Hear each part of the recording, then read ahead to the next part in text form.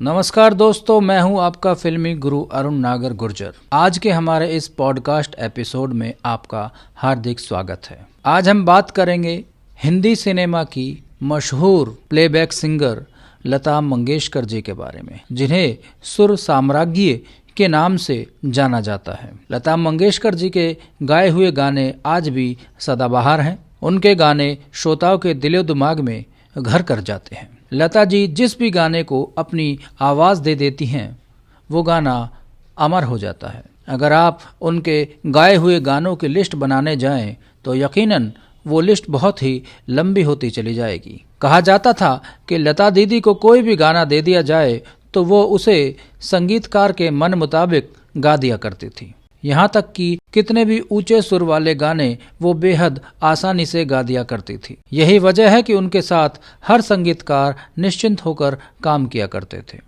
लेकिन एक दफ़ा लता मंगेशकर जी ने संगीतकार शंकर जयकिशन की जोड़ी वाले जयकिशन साहब से एक ऐसी बात कह दी थी कि वो बात उनको थोड़ी सी बुरी लग गई थी। दरअसल निर्देशक रामानंद सागर जी की सुपर डुपर हिट फिल्म आरजू में एक गाना था जिसके बोल थे, अजी रूठ कर अब कहाँ जाइएगा, जहाँ जाइएगा हमें पाइएगा। ये फिल्म 15 जनवरी 1965 को रिलीज हुई थी। रामानंद सागर की इस सुपरहिट फिल्म में अपने जमाने की मशहूर अदाकारा साधना जी थी। एक्टर के रूप में जुबली कुमार कहे जाने वाले राजेंद्र कुमार साहब थे। सपोर्टिंग किरदार में थे स्टाइलिश एक्टर फिरोज खान साहब। इन सभी ने इस फिल्म में अहम भूमिकाएं निभाई थी। ये फिल्म बहुत बड़ी ब्लॉकबस्टर साबित हुई थी और इस फिल्म के सभी गाने बहुत यादगार साबित हुए थे। अब जरा आप इस गाने को गुनगुना कर देखिए, आपको इसके ऊंचे सुरों का अंदाजा लग जाएगा। इस गाने के इन्हीं ऊंचे सुरों की वजह से लता जी की कही हुई बात जयकिशन साहब को बुरी लग गई। फिल्म आरजू का संगीत शंकर जयकिशन साहब ने दिया था और लिरिक्स यानी कि बोल लिखे थे हसरत जयपुरी साहब ने। इस फिल्म में ये गाना अजी रूठ कर अब कहाँ जाइएगा साधना और राजेंद्र कुमार पर पिक्चराइज हुआ था। इस गाने को गाने के लिए लता मंगेशकर जी से बात की गई।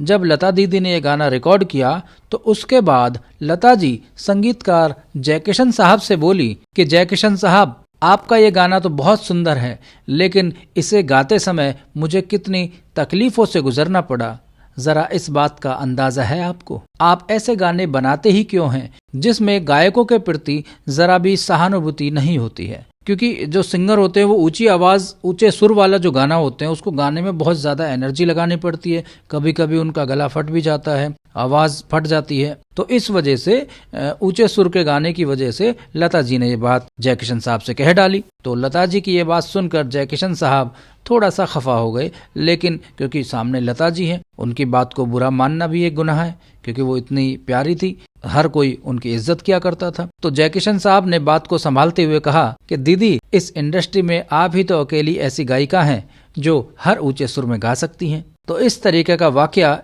इस गाने के समय पर हुआ था।